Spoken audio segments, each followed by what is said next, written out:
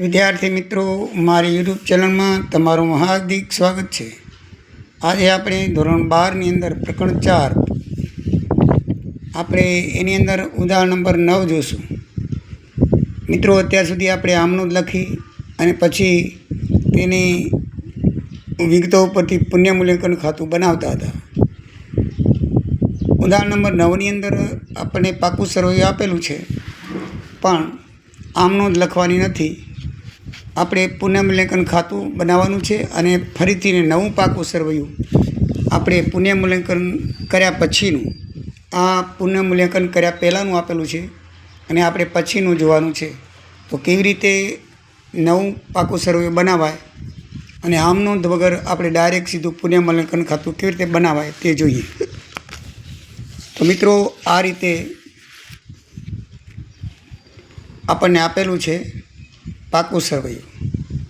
ડાબી બાજુ મૂડી અને દેવામાં મૂડી ખાતા, ચાલુ ખાતા, લેણદારો બેંક ઓવરડ્રાફ્ટ ચૂકવવાના ખર્ચા આપેલા છે અને મિલકત લેણા બાજુ મિલકતો અને લેણા આપેલા છે. તો સૌથી પહેલાં મિત્રો આપણે એન્ટ્રી જોઈએ તો જમીન અને મકાનની કિંમતમાં 25% વધારો કરવાનો. તો મિત્રો, પાકા સરવૈયાની અંદર જમીનની કિંમત રૂપિયા 2 લાખ આપેલી છે. અહીંયા જુઓ કેટલી આપેલી છે, 2 લાખ રૂપિયા આપેલી છે.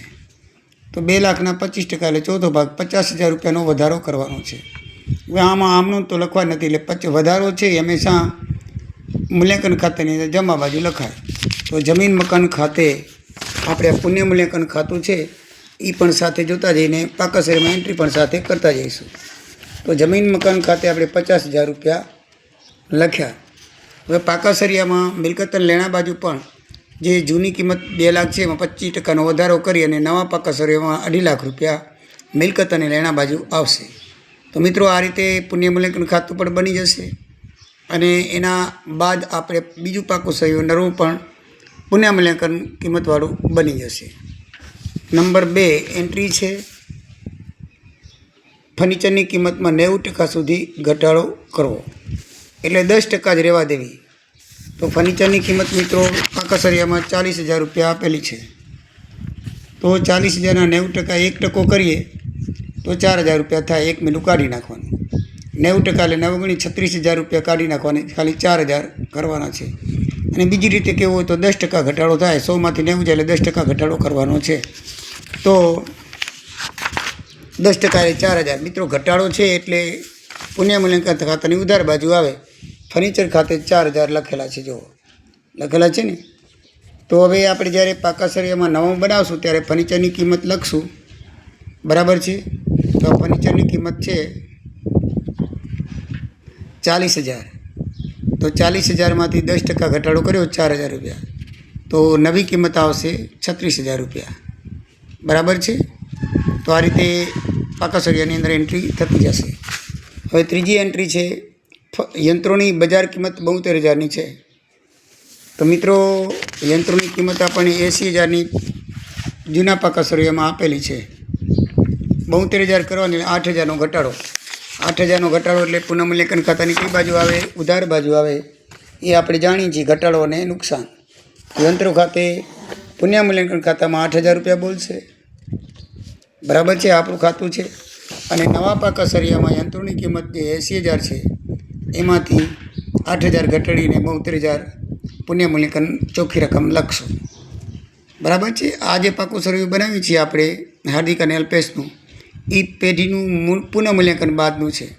એટલે કે હવાલાની અસર આપીને પછી જે કિંમત થાય તે લખતા જવાનું છે. પછી મિત્રો ત્રીજી એન્ટ્રી છે, ચોથી એન્ટ્રી છે આખર સ્ટોકની ચોપડી કિંમત બજાર કિંમત કરતાં 10,000 ઓછી છે. આનો મતલબ બરાબર સમજો ને કે ઉતાવળમાં તમે ઓછી એટલે પુનઃ મૂલ્યાંકન ખાતાની ઉધાર બાજુ લખી નાખો, એમ નથી. જરાક વિચારી કે ચોપડે કિંમત બજાર કિંમત કરતાં 10% ઓછી છે એટલે બજાર કિંમત વધુ છે એટલે આપણને ફાયદો છે, 10,000નો ફાયદો છે. કારણ કે ચોપડે જે કિંમત બોલે છે, દાખલા તરીકે 90,000, તો અત્યારે લાખ રૂપિયા બજાર કિંમત છે, 10,000 ઓછી બોલતી હોય તો. એટલે કે આ વધારો થયો છે, એટલે વધારો થયો એટલે પુનઃ મૂલ્યાંકન ખાતાની જમા બાજુ આવે. આખર સ્ટોક 10,000 આવે લખાય, બરાબર છે. આ લખ્યા. પાકા સરિયામાં આખર સ્ટોક 10,000 ઉમેરીને બતાવાશે. 45,000નો હતો, એમાં વધારો 10,000નો થયો એટલે નવો નવી કિંમત 55,000ની થઈ. તો આ રીતે પાકા સરિયામાની અંદર ને પુણ્ય મૂલ્યાંકન ખાતાની અંદર એન્ટ્રી હવાલાની અસર આપતા જઈએ. 5મી એન્ટ્રી છે દેવાદારો 3600 કુલ ગાલખાત અનામતની જોગવાઈ રાખવાની છે. મિત્રો પાકા સર્વેની અંદર આપણે જોઈએ તો દેવાદારોની 1500 રૂપિયા જ ગાલખાત અનામત છે, રાખવાની છે 3600, તો બાકીની 2100 રૂપિયા એટલે અનામત એટલે ઘટાડો થાય. તો 2100 રૂપિયા છે એ આપણે પુણ્ય મૂલ્યાંકન ખાતાની ઉધાર બાજુ લખશું. જો ગાલખાત અનામત ખાતે 21 રૂપિયા, કારણ કે અનામત અને ઘટાડો એ બધું ઉધાર બાજુ આવે. હવે નવા પાકા સરિયાની અંદર ટોટલ ગાલખાત આપણે દેવાદારો કેટલાના છે? તો દેવાદારો 30,000ના છે, 30,000ના છે, બરાબર છે. તો એમાં ગાલખાત અનામત આપણે કેટલી બાદ કરશું?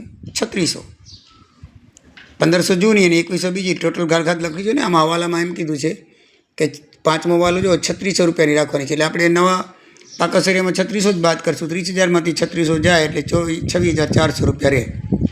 એટલે આ રીતે નવી અસર આપણે આપી દઈએ.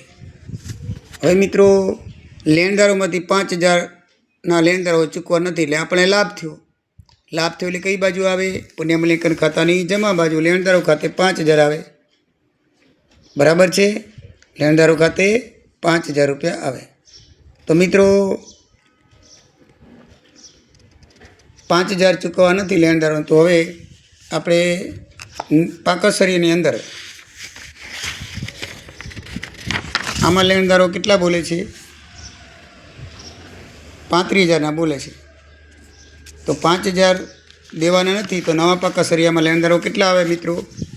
તો લેણદારો મૂડીને દેવા બાજુ આવે 30,000ના લખાશે. 35,000 ના હતા તો 5,000 ઓછા કરવાના છે, એટલે 30,000 થશે, બરાબર છે, રાઈટ.